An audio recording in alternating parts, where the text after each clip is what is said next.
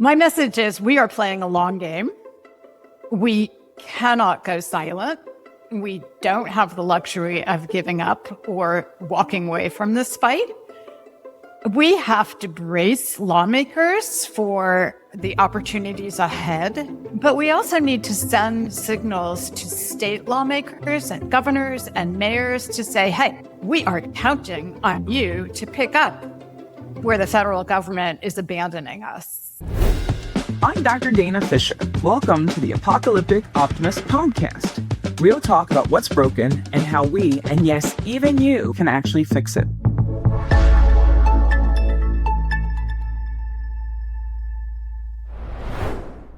Welcome back to the Apocalyptic Optimist podcast. Real talk about what's broken and how we fix it. I'm Dana Fisher. Today, I'm speaking with Dominique Browning, an editor who left Condé Nast and a publishing career to start Mom's Clean Air Force, which now commands a ground troop of over 1.6 million parents across the United States. Dominique is a master of translating existential planetary threats into the language of love, parenting, and civic action. Thank you so much for joining me today. Thank you for having me. It's an honor. Today, what I want to do is talk about how we are dealing with this destruction of the federal guardrails that exist and the climate action that has come from the federal level. We have entered a deeply hostile regulatory landscape, and I want to talk with you about how you're helping to support parents and everybody else and helping us think through how we're going to continue to push forward. But before we do that, I was hoping you could just start by telling us a little bit about your personal journey. How did you go from working in publishing to starting Mom's Clean Air Force and ending up building this amazing group of 1.6 million parents from across the United States? Sure. Well, as you said, I had a career in publishing. I've always been interested in science, and even in my Newsweek days, we covered climate change and big planetary problems. And House and Garden, I had Bill McKibben writing a column for us about how he was going green. He and his wife were going green in their house. So the thing is, it was a problem that I always thought was so enormous that the government would handle it, big scale. And then I decided to leave the publishing business after my job left me. A magazine was folded. And I had been at Esquire and Newsweek and Texas Monthly. I'd done a lot of different kinds of magazines and newspaper consulting. And I thought, I really care about this problem. My children are grown and out of the house, but I still want to take care of them. So maybe the science area is an area to get into. And I was blogging at the time. I wrote a book about losing my job and curling up in fetal position. And as one does. And 15 years ago, blogging was a new thing. And there was a whole group of self-described mommy bloggers out there. Huh. And these were women who were very concerned about their children's health. And they talked about what could they buy, BPA-free baby bottles, air filters to clean the air, that kind of thing. And I thought, wait a minute, if we can harness that kind of energy to big system change, that could be a game changer. And because that's what we need to do, right? We can't buy our way out of this problem. So that was the beginning. Yeah. So that was the beginning of Mom's Clean Air Force. And I found some like-minded women, mothers, who gave me the seed money to get going. That's amazing. And now we're talking, I know you are celebrating an anniversary, right? We are 15 years old to next month. And that's happy very birthday. Exciting. Thank you. I'll take it. Well, so it's an interesting time to be celebrating 15 years, given what we have going on in our country and around the world. One of the things that you did when you launched Mom's Clean Air Force is you talked about redirecting attention from the polar bears to the people. And can you tell us a little bit about how you pushed to move the national conversation in that way? Yes, although I will now add an asterisk to say that I feel very sorry for the polar bears and all creatures who are suffering. However, 15 years ago, the conversation was happening at a level that made you feel it was very far away, happening in remote places that wouldn't impact people. And again, back to those mommy bloggers, I wanted to say, no, this is not only impacting everybody, it's impacting us right now because the data was already coming in. And because of my magazine background, one of the skills I've honed over the years is just talking about things in a direct way, right? Without the jargon. And because I don't have expertise, right, I'm much more oriented towards talking to regular people. And that's what we started to do. We just started to explain to people why they need to care about this and why now. Waxman-Markey, which was the only time we've ever had a climate bill get anywhere near the finish line, Waxman-Markey had just failed in a stunning reversal. Everyone was in depression about this and not seeing a way forward. I want to just cut in here to say that the Waxman-Markey bill passed the House of Representatives right after Barack Obama, right after he became elected president and came into office for his first term, just to contextualize this historically. Yeah, exactly. And to further contextualize it, there was, I feel like we all need to rally around getting this bill across. But unfortunately, nobody thought about how to rally people, the citizens, to tell people why we cared and why we needed to bring pressure on our lawmakers. And so that's really in the heart of what we're doing is like trying to get laws, trying to get EPA protections. Yeah, no, and it's more important now even than it was back then, unfortunately. And one of the things that that you all have been talking about a bunch is the ways that the EPA is basically turning its back on protecting us in terms of our environmental quality, in terms of our health. And I was wondering if you could talk a little bit about how you're anchoring yourself and communicating how to do that to the 1.6 million members of Mom's Clean Air Force, given what's going on at the national level. That's the apocalyptic part. Right? Yeah, we start there. So here we are. We're in the apocalyptic part. So we're going to go down and then we will come up again. Yes, that's fine. I am an angry optimist, I will say. So the apocalyptic part is what is going on at the Environmental Protection Agency, whose mission is to protect human health and the environment. Now, what we are seeing is a wholesale corruption of that mission, a stripping away of protections for all of us from air pollution, water issues, toxic chemicals, and of course, climate mitigation. So it's a mess.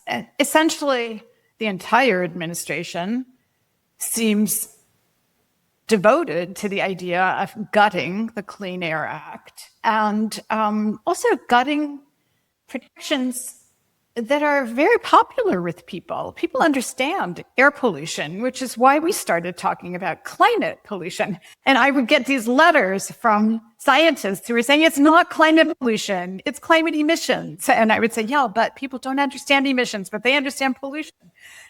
This is an EPA that is essentially saying we're walking away from this fight. There's nothing there to see. It's not happening. It's always been happening. We're right back where we were. And then on simple things like pollution issues, they're walking away. So it's a disgrace what's happening. They are in the pockets of the fossil fuel industry and explicitly so. I'm not being paranoid. Trump has said, donate to my campaign and I will pave the way, asphalt for you to get what you want to get in terms of lightening up your regulatory burden, which is a protection for us. Right, exactly. I mean, and no, you're absolutely not being paranoid here because it's been very clear and there's been tons of research that's been documenting the ways that the money that went in through contributions to the Trump campaign has actually yielded fruit for the fossil fuel industry. But what I wanted to know is there a message that you are sharing with your members right now? I mean, so all of these parents got involved because they care about their kids, they care about their kids' health, they care about the air quality in their communities. So what do you tell them? My message is we are playing a long game. We cannot go silent. We don't have the luxury of giving up or walking away from this fight. We have to brace lawmakers for the opportunities ahead, where we'll be able to roll back the rollbacks, so to speak. But we also need to send signals to state lawmakers and governors and mayors to say, hey, we are counting on you to pick up where the federal government is abandoning us. Oh, perfect. So are you working specifically at other scales of governance? Like, is there a specific state level strategy that you can share with us? And if so, Sure. Is it coordinating across states, or is each state doing something specific to the way that the state is made up? Great question. Okay, now we're going to get to the optimism part. It's a little early. Oh, that's good. It's an early time to get to the optimism. Well, you know what? Don't you feel like life now is just like constantly toggling back and forth between one and the other? Yeah. Just for when sure. I think it can't get worse, it gets worse. And then I hear about an amazing thing that happened where our group of moms shut down and so-called advanced recycling plant or an AI data center. So, Yep. yes, we are working at state level and at the mayoral level. And data centers, AI data centers, is a very good example of that kind of work. And so is this enormous effort that the chemistry industry is putting forward called advanced recycling, which is really burning plastic to get rid of the visuals of the plastic problems. And when you burn plastic, when you incinerate plastics, especially with our very weak incinerator rules that we have in this country, you create some of the most toxic air pollution known to humankind. So we do not want them to get away with building these incinerators, even under the greenwashing label of advanced recycling. Putting them in our communities, not regulating, not enforcing, not monitoring, all the things they're trying to do. And we're seeing results. People communities are banding together with caregivers at the heart of it. And we've seen shutdowns or stoppage in Ohio, in Colorado, in North Carolina, in Pennsylvania. And same on the data center front. Our moms have been involved in stopping build out in Wisconsin, and now in Colorado, there's a moratorium for a year while we scramble to catch up with how can we do this without impacting communities negatively. That's amazing. And that is very optimistic. I wanted to pivot. Hopefully this isn't shifting too much back into the apocalypse, but I did want to talk because I'm a huge fan. I mean, so I'm a mom and my kids go to school. Well, one of my kids still goes to school here in our public schools, and we were involved in the big push for electric school buses, which I know that Mom's Clean Air Force played a huge role in helping to get communities to be able to adopt and take advantage of these benefits that were provided by the federal government. And I was wondering if you could talk a little bit about how you've been pivoting to protect and work to retain these advances that we've seen in communities there, before we talk more about the successes that you were just outlining, which are fantastic as well. That is a story of success. And first, that we got the funding from the federal government to support the school buses, and that funding got into communities. Now, some communities have responded and picked it up and gotten their buses up and running. Others have gotten snarled in what is now this backwash of funding not being released. But the school buses are a very good example of how things can work when there's federal funding coordinated at the local level. Because, again, in this country, every town is different. The people who lease school buses might be private companies. It might be the superintendent. It might be the mayor. Who knows? It's different everywhere. But moms on the ground were able to help guide that. And diesel buses are really bad for children to be in and for people around them to be breathing their exhaust. And propane buses, natural gas, clean natural gas, as the industry calls it, better than diesel, but it's still not good. And school buses are a great way, any kind of public transportation, to electrify, because you can charge on a regular schedule, and you can use the batteries as backup generators. There's a lot of possibility. So that's a program that was extremely appealing to work on, and now we're trying to get funding released. And again, next time around, get more funding. Right. And so one question I had for you is we've spoken on the podcast before about the power of committing to doing political work within your community. And I feel like Moms Clean Air Force is a really great example of a group that works at the federal level, but then also coordinates actions that are taking place within communities with people who live in those communities. I was hoping you could tell us a little more about how you coordinate from the national level down to the local folks who are working on these different campaigns for moms in the communities themselves. How do you do that? Sure. We have organizers in about a dozen states, and these are our core representatives of Moms Clean Air Force, and they are the way that we get across information. They each are living in places which we used to call purple, right, where there's a possibility of change, bipartisan change, but people need to feel the wind at their back. And so we choose carefully where we can work. And we don't go to places where things seem to be going in the right direction, although now that's all up in the air too. Usually things like advanced recycling or AI data centers, those are fights that have a national profile, but must be expressed at the community level. And it's not just about stopping things, it's also about forcing system change. So we don't want to just stop a data center, because they will just pack up and roll off to another town that might not be organized. What we want to do is say to these companies, no, you can't come in and drain the water or dirty our air or throw formaldehyde into our communities. There are better ways to do this. And that's the point. That's the point we're trying to get across. That's the point we need to make federally. And it's the point people need to see in their communities, because it's at the community level that you're breathing air pollution. Absolutely. Yeah. I mean, I think really embedding the fight within the community and within the struggles that are going on in the communities can be so much more effective, and can obviously leverage the concerns of people in the communities rather than parachuting in or getting people to do stuff only online.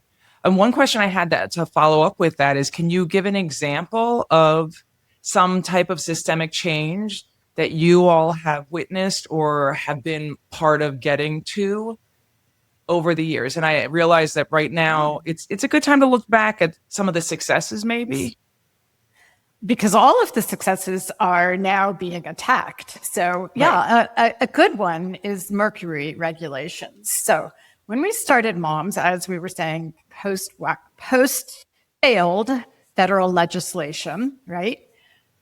I thought, wait a minute, I wanted to tackle climate change, but we're never going to get another climate bill, or at least not for a decade or more. And then somebody explained to me that actually, if you get coal plant pollution, mercury pollution under control, you can cut a huge amount of carbon, which is a climate pollutant. So, and not only that, you can stop contaminating food with mercury that our children are eating. And I remember when I was pregnant, so 40 years ago, more than 40 years ago, My doctor did at that time say, don't eat tuna fish, don't eat large fatty fish because they have too much mercury. But I never really thought about how the mercury got there. I kind of thought it was just there. I never understood until I started this work that mercury comes from coal-fired power plant exhaust.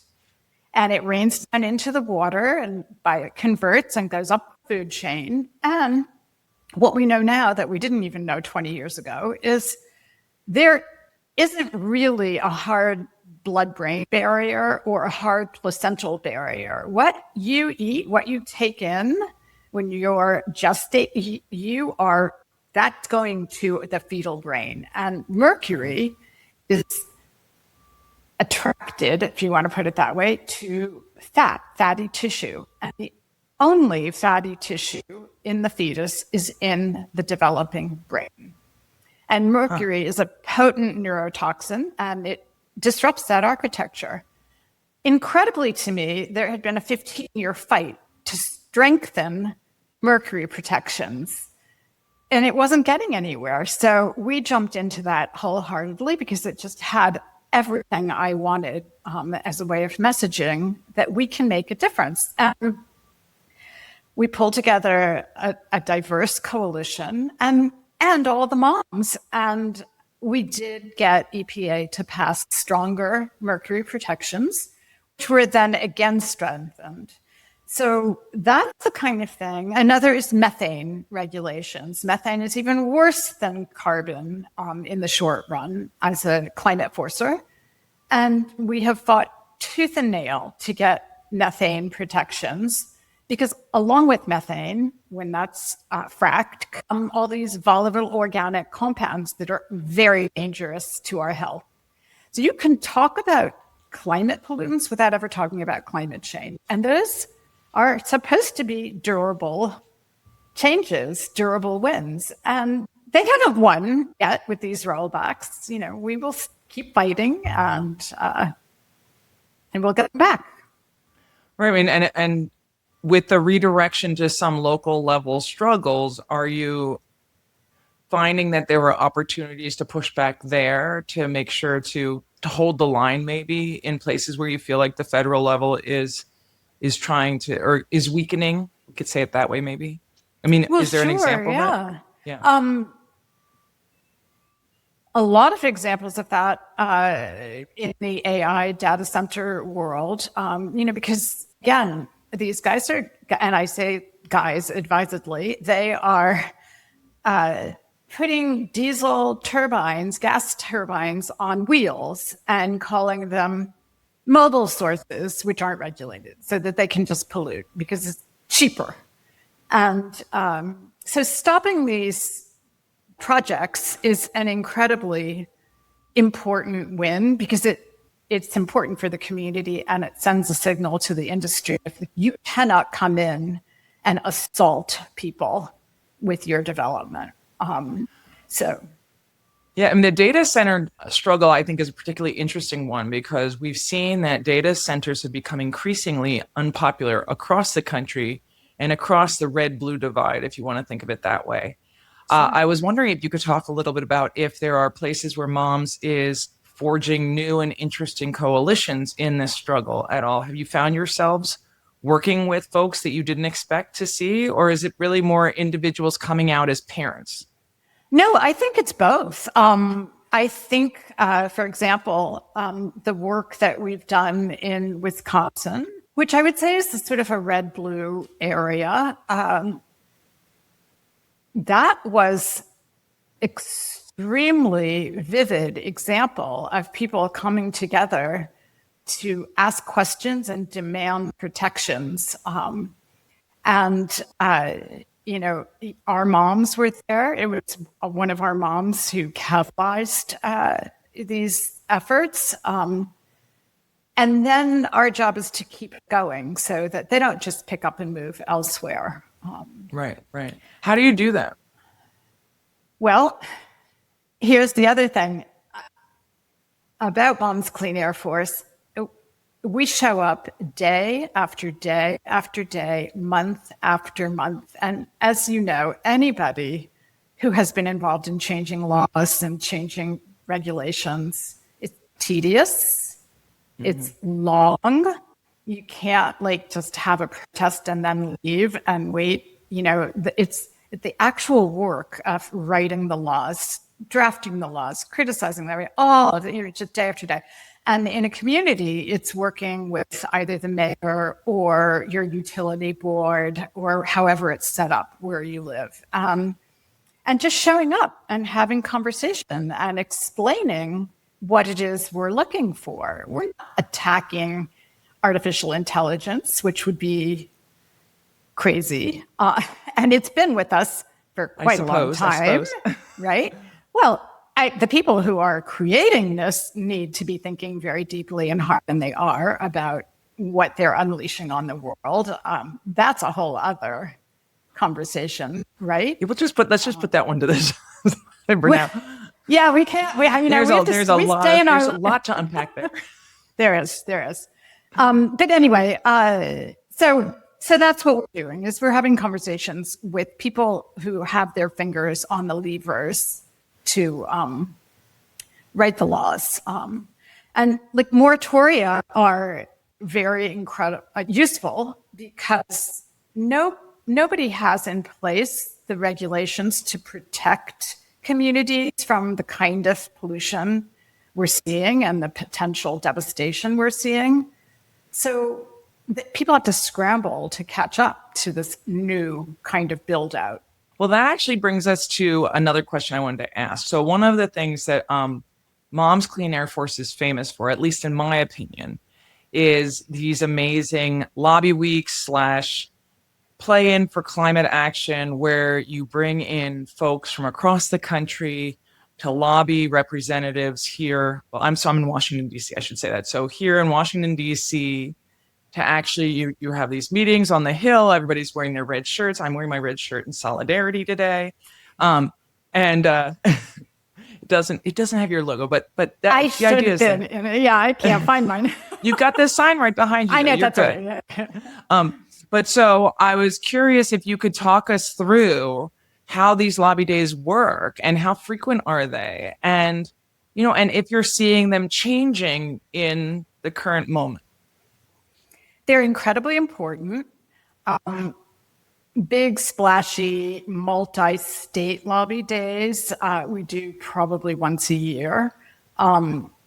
Smaller ones where we don't even call them lobby days because we're not necessarily lobbying for a particular rule or law. We want our presence felt on the Hill to say we are caregivers who care about our children's future, and you need to be aware of us. And I love the image of these intimidating white marble halls of the Senate, and the moms in the red T-shirts and the kids in their red T-shirts going in to see the people who they have hired to represent them in Washington, D.C. Right. And so, they're amazing. And I always see these images of all the moms afterwards standing on the stairs of the Congress, which is always really an impressive image. But so speaking about today, so do you know when your next lobby day is going to happen? We've just been involved on an effort by the American Chemistry Council to weaken toxic chemical rules. We passed a law strengthening the process whereby chemicals are approved before they're put on the market. And now, in this administration, they want to make that law weaker. So more chemicals. And the buzzword is always the regulatory burden, right? And, the fossil fuel, they're all talking about the regulatory burden while they're making gazillions of dollars in profits. So we are telling our lawmakers that is not acceptable. So when you go to the Hill, I know one of the things that you all have talked about is presenting yourselves more to not just to criticize, but also to show support for folks who are on your side and who are providing a mouthpiece for the concerns of moms and caregivers. Can you talk a little bit about that and how that works? Yeah, we like to say we are mom-partisan, right? We are supporting anybody, Republican, Independent, Democrat, who is on the side of protecting children's health and the stability of our planet. Yeah, we remember to say thank you, which is something you'd be surprised how many people don't say thank you when somebody has made a tough vote or stood up to powerful, rich forces. So we say thank you for hard votes. We say don't do this for votes that might be going the wrong way. And lawmakers need to know that people care. That's key, right? If they don't know that we care about climate pollution or air pollution or toxic chemicals, there's nothing in it for them to tackle the problem. For sure. I mean, and I was just curious if now, with the highly polarizing moment that we're living in, as you do a lobby day or you bring moms and caregivers to Washington, D.C., do you do anything differently in terms of preparing people who've never maybe spoken to their elected official before? Or do you follow the same model? You know, it's pretty much the same model because, again, the architecture of those buildings in Washington, D.C. is meant to be incredibly intimidating, even though these are the people's places, right? And I will never forget one of the first fly-ins that I did with a group of mothers. People hesitated on the threshold at the top of the stairs and hung back and said, "Is this legal? Are we allowed to come here?" And it was a great reminder to me of how effective the barriers are, the barriers to communication. So yeah, we still talk a lot about not only is it legal, you as a citizen have a right to tell your lawmaker what you think and what you want and what you care about. And we're here with you. And so in that way, it has not changed because that feeling of intimidation is still there. The other thing, of course, now is that things are much more polarized. And in Washington, D.C., you have the spectacle of many more people with guns on the streets, right? So it's we are currently facing a surge of federal agents. So we are seeing lots and lots of guns. Okay. That's scary. Oh yeah. I mean, it's very scary. I just saw a friend of mine was downtown yesterday. He went to the reflecting pool because there is a bit of drama at the reflecting pool right now, as you may have heard. Sure is. And he actually captured on his camera this child who was just going to splash. You know, he went over to splash at the reflecting pool, and this National Guards person came over with their like big gun and tried to tell him, I mean, this kid must have been, I don't know, 4 or 5, telling me he wasn't allowed to touch the water, and, you know, scared the pants off of this kid. And it was just it was a really kind of brought, home to me how much things have changed in Washington, D.C. Because I have to say, I mean, I don't really go downtown as much as I did before because it's very threatening. There's lots of armed, soldiers. I don't go. My family, we used to go downtown all the time to go to the museums, to go take advantage. There's so much amazing green open space and so many activities here in our nation's capital that we usually take advantage of. But for example, July 4th is coming, and instead of it being a celebration of America and our history and our democracy, it has been recast as as a festival in honor of our president, which makes it about one person's personality rather than it being about America and our history, particularly on the 250th anniversary. So we're gonna go visit my dad, get out of town. Very good idea. But what you're describing is a profound change. This pushing of fear into all of our lives is a very, very effective way to control people. And it's terrible, really terrible. But they want us to be afraid, right? For sure. So what do you tell caregivers to make them feel less afraid and more comfortable pushing back? I think people still feel safe in the halls of Congress. We haven't had an outdoor play-in. We used to do it on a lawn near the Capitol building. We stopped after the riots, after the Trump riots. And we've done them inside where we can control security more. And inside federal buildings, I think people do feel safer, and we're safer in numbers. But we're not blind to how much things have changed. It's sad. It's very sad. I mean, one of the things that my research documents, and a lot of social scientists who study kind of social movements like me have documented, is the way that anger is a really great motivator for getting people to feel more comfortable and effective and engaged.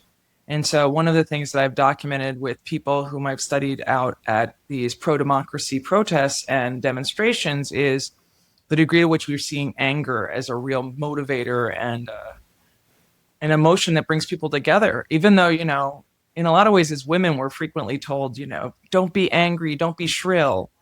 But being angry in some ways can help us feel more comfortable. It certainly is better than feeling afraid, in my opinion. And it seems to work, at least that the research shows it does. Yeah, because you need an outlet for that anger too. That's why I say I am an angry optimist. I do feel both angry and stunned at how cynical and corrupt things have come. And that anger and that feeling of protectiveness towards my grandchild is I call it a very sustainable form of energy, actually. Right. But, we've also done our work from a place of love. And I think that's even more important than anger.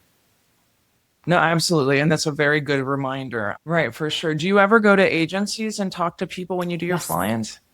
Yeah. Yes, we did a lot of visits with EPA over the years. And that's why it's shocking to see what's happening at EPA now, because this is really radical. And no Republican EPA administrator has been as reckless about the Clean Air Act and wanting to just basically gut it. This is unprecedented. Absolutely. Yeah. No. In fact, under Republican presidents is when we've had some of our most substantial environmental policies passed. Well, look, Richard Nixon is the person who gave us the Clean Air Act. So exactly. So just a slight pivot here. I know that you all have talked some about extreme heat and schools and classrooms in the context of extreme heat. So we are, I guess we're in the summer now. We're in the summer. We're in kind of the early days of summer. We've already seen some heat waves. There's currently a heat wave that is overwhelming Europe right now, and we are expecting, with El Nino now, that everything's going to be even hotter. And so I was wondering if you've been talking with and working with moms about what is expected and how to make our schools safe, and how do you rally 1.6 million members to get involved in this before we are in the middle of El Nino and the school year starts again. I know for some schools in some parts of the country, they start again in August, which is a very hot time of the year already. Right. And all parents in all communities have to demand air conditioning, and et cetera. And of course, then there's the electricity ramp up, but schools should have solar panels on them. Yeah. So yes, we're always looking for ways to talk about the impacts of a changing climate, ways that people feel in their lives every single day. And heat is definitely when everybody knows things are changing, whether they're Republican, Democrat, rural, urban, everybody is talking about that. Weather patterns are changing, rain patterns are changing, and the heat is extreme. And the record is very straightforward. So not only do we talk about how to stay safe, but we also remind people, look, this is going to get worse. I do not let people talk about a new normal, because the whole point is there is no new normal. There will not be a normal. This does not plateau. It gets worse. And so once you talk about that, then what do you tell people they should be doing? I mean, if everybody is trying to have one thing that they can feel like they can do in their lives, what would you tell them to do? What everybody needs to do is think about the long term and just pick up the phone and call your senator's local office. Don't bother to call DC. Call the state office and tell that person answering the phone, I'm outraged that we are rolling back EPA. Where is your oversight? You're a lawmaker. Why are you letting EPA do this? Why are you letting the Secretary of Energy do this? Stop. Calling elected officials is huge, and it would make a difference. So I know that you said that most of the places where you work across the country is you identified purple areas.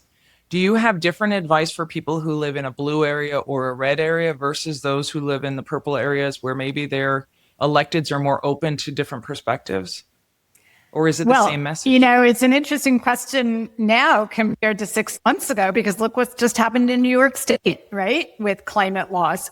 There's a lot of confusion and a lot of conflict among Democrats alone about talking about climate change, right? And there's this whole movement of climate hushing because it won't get you elected. Well, so we're saying the same thing. Everybody has to care. And do whatever it takes to get yourself elected and change the laws, but we're not going to help you get elected and then ignore us.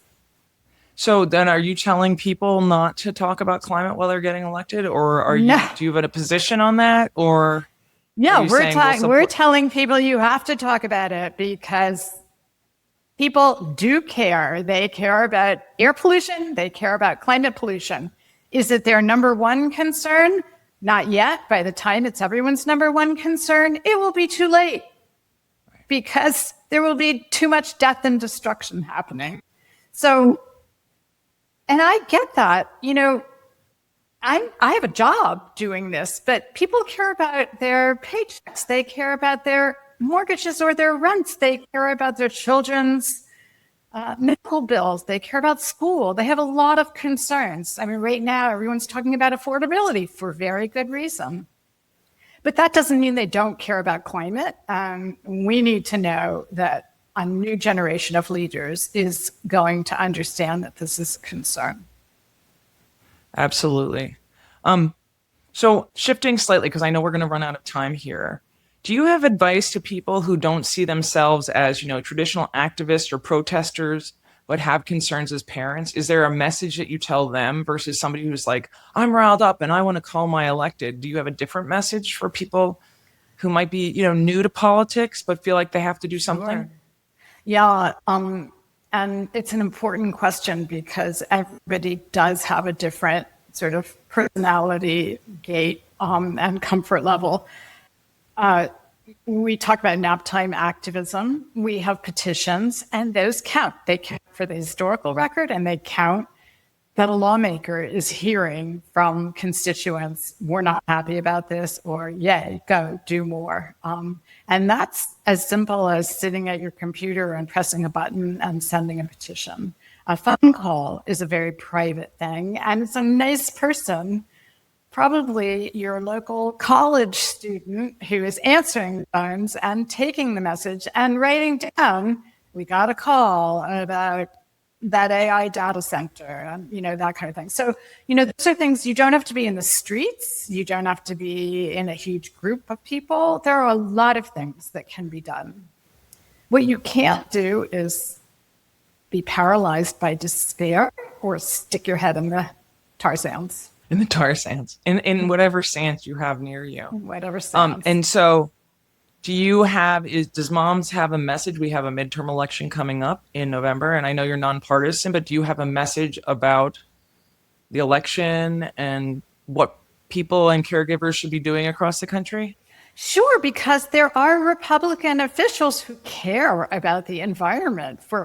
They care about, and they know that the climate is changing, and they need to hear from their constituents. You need to express your concern for the way things are going. Yeah. So since we're running out of time, I wanted to shift here to what we do at the end. To wrap things up, we do what we call a quick lightning round. So the rules are a little different. What's going to happen is I'm going to name a few concepts, and you're just going to tell me today if you are feeling apocalyptic or optimistic about each one. Not for discussion, just like a quick kind of gut feeling about them today. Okay? Or both? You can say both. We've had some people say neutral, but share I'm not what you're neutral thinking. about anything. Outstanding. Okay. The future of the Clean Air Act. Optimistic. Very nice. The endangerment finding in the Clean Air Act. Optimistic. State level climate litigation.